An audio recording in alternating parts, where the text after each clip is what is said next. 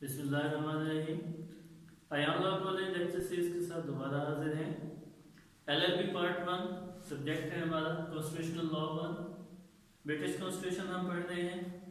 पिछले लेक्चर्स में हमने देखा कि ब्रिटिश कॉन्स्टिट्यूशन के फीचर्स क्या हैं, उसके सोर्सेज क्या हैं, और आज हम इसमें देखेंगे कि ब्रिटिश कॉन्स्टिट्यूशन के अंदर रूल ऑफ लॉ जो है वो क्यों जो है वो ज़्यादा इम्पोर्टेंट है। लॉ किसी भी माशरे को, किसी भी सोसाइटी को रेगुलेट करने के लिए जो डॉक्यूमेंट तैयार किया जाता है उसको कहा जाता है, ताकि सोसाइटी जो है पुरअमन तरीके से तरक्की कर सके, फलाह बहबूद की तरफ जा सके, एक दूसरे के हुकूक व फ़राइज़ का उसके अंदर ख्याल रखा जा सके। बरतानिया में बहुत लंबे अरसे तक बादशाहत रही है।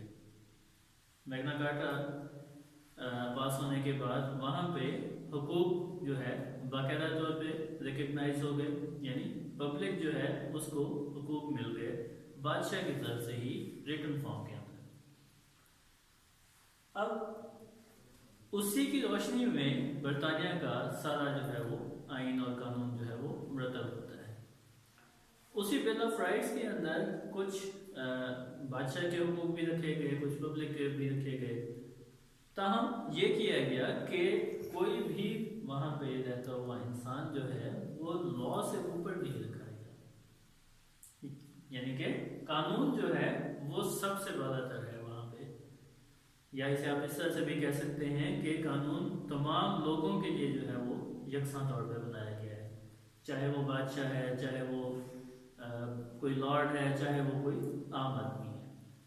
यानी बहुत सारी जो चीज़ें हैं वो वहाँ पे तमाम लोगों के ऊपर इक्वली जो है वो अप्लाई होती है। बरतानिया के अंदर जो सबसे पहली चीज़ रूल ऑफ लॉ के अंदर है वो यही है कि ब्रिटिश कॉन्स्टिट्यूशन जो है लिखा हुआ तो नहीं है, ताहम उसके अंदर जो उसके मेजर सोर्सेज हैं वो वही ट्रेडिशंस और वो कल्चर का जो चला आ रहा है, आज तक उन्होंने उसको चेंज भी करने की कोशिश नहीं की। वो कल्चर उन्हें ये कहता है कि आप एक दूसरे को हुकूक भी दें, एक दूसरे की जिम्मेदारियों को भी तयन करें, और वो तमाम हुकूक और जिम्मेदारियां जो हैं वो एक कायदे के तहत होनी चाहिए, हैफेजर्डली नहीं होनी चाहिए। उसी ब्रिटिश कॉन्स्टिट्यूशन के अंदर राइट्स जो है वो बाकायदा डिटरमिन हुए, जैसे मैं आपको पहले बता चुका हूँ कि मैग्ना कार्टा सबसे पहली उनकी रिटन डॉक्यूमेंट थी जिससे कॉन्स्टिट्यूशन का हिस्सा समझा जाता है। उसके अंदर पब्लिक के राइट्स जो है वो बाकायदा तौर पर बड़ी वजाहत के साथ बयान किए गए। फंडामेंटल राइट्स जिसे हम कह सकते हैं, उनके अलावा भी जो आपके दीगर राइट्स है वो सारे के सारे वहाँ पे डिटरमिन हुए, और लॉ उनको प्रोटेक्ट करता है। उनकी वायलेशन की सूरत में कोई भी बंदा उसकी राइट को वायलेट करता है उसे उसकी पनिशमेंट मिलती है। अब वहां पे एक सबसे अहम चीज है कि no punishment unless breach of law, यानी जब तक के किसी इंसान के ऊपर कोई इल्जाम साबित नहीं हो जाता उसे कोई सजा नहीं दी जाती। जैसे हमारे मुल्क के अंदर है कि तफ्तीश के नाम पे ही यहाँ पे लोगों को सजा दे दी जाती है। कानून जब सजा देगा पहले ही उसे काफी सारी सजा मिल जाती है। वहां पे ऐसा कल्चर नहीं है। जब तक के वो बंदा बाकायदा तौर पर गिल्टी प्रूव नहीं होता तब तक वो इनोसेंट ही डिक्लेयर होता है। ये भी उनका एक राइट है, और इस चीज को लॉ जो है वो रिकग्नाइज करता है। सब्जेक्ट टू लॉ है, यानी कि जो भी सिटीजन है वहां पे, इवन वो सेकेंडरी सिटीजन है, किसी और मुल्क से आया हुआ है काम करने के लिए, रहने के लिए, व्हाट्सएवर, वो भी उनके कानून के ताबे होता है। वो कानून उसके ऊपर भी वैसे ही अप्लाई होता है, ताकि कोई बाहर से आया हुआ बंदा या वहाँ का जो नेटिव जो शहरी है वो किसी भी इंसान के बुनियादी हुकूक को पामाल ना कर सके। और ब्रीच की सूरत में उनको बराबर उसी तरह की सजा दी जाती है जैसा कि दीगर लोगों को मिलती है। किसी को कोई डिस्क्रिमिनेटरी जो है वो स्टेटस नहीं दिया जाता किसी हवाले से। और यही चीज है आपकी इक्वालिटी बिफोर लॉ, यानी लॉ जो है आपका वो तमाम लोगों को बराबर जो है वो रिकग्नाइज करता है। वो लॉर्ड है, वो कॉमन मैन है, पब्लिक सर्वेंट है, प्राइवेट सर्वेंट है, मेड बी एनी पर्सन, वो लॉ की नज़र में इक्वल है।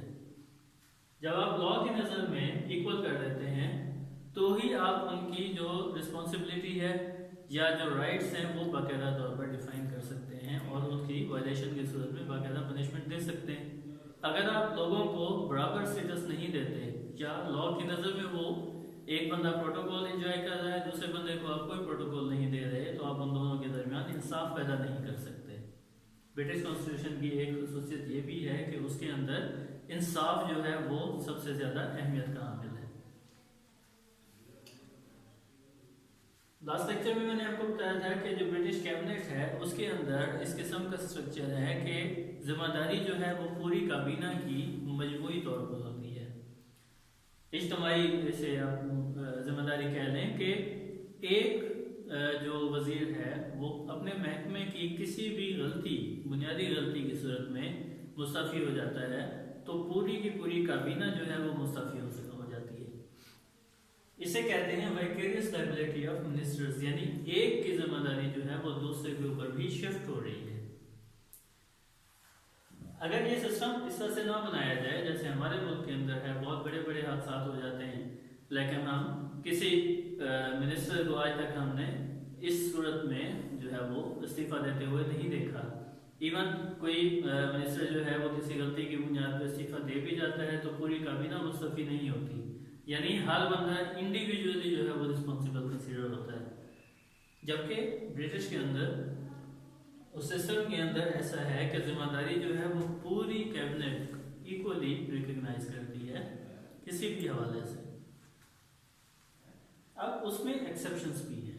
एक्सेप्शंस किस तरह कि जब बादशाह से बिल ऑफ राइट्स पास करवाया गया था तो उसमें उसका स्टेटस जो है वो भी मेंटेन रखा गया। तमाम बिल ऑफ राइट्स आने के बाद पार्लियामेंट वजूद में आई थी।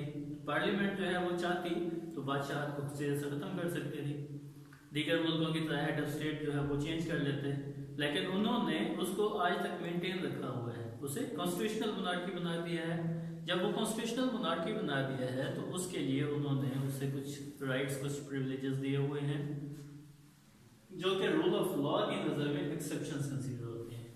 सबसे पहली चीज़ क्या है कि किसी भी किंग या क्वीन को अरेस्ट नहीं किया जा सकता किसी भी हवाले से, ये उसकी सबसे पहली इम्यूनिटी है। किसी रॉयल हाउस होल्ड यानी रॉयल फैमिली के किसी बंदे को अरेस्ट नहीं किया जा सकता, उनको भी इम्यून कंसीडर किया गया। अब वो क्यों इम्यून है?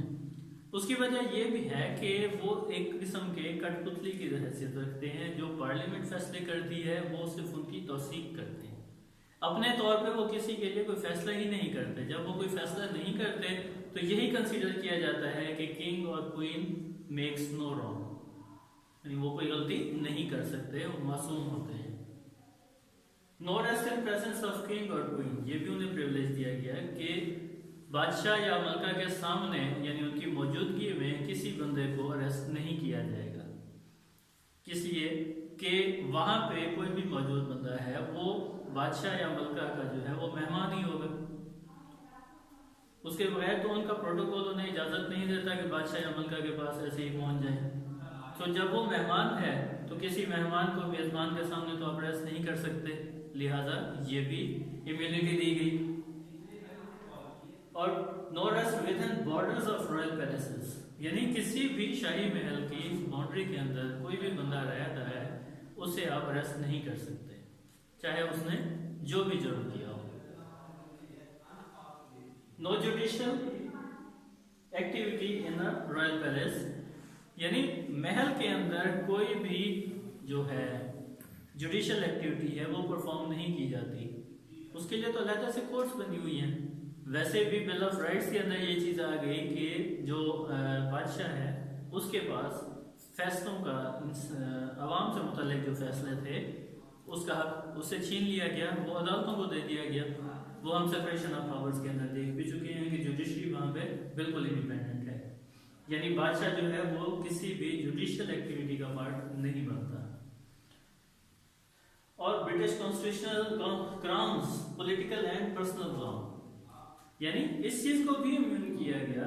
मैंने अभी आपको बताया है कि बरतानवी बादशाह जो है या मुल्का जो है वो कोई भी अमल जो है वो करते हैं तो वो गलत कंसीडर नहीं किया जाता, क्योंकि उसको पार्लियामेंट की तौसीक हासिल होती है। पार्लियामेंट कौन है?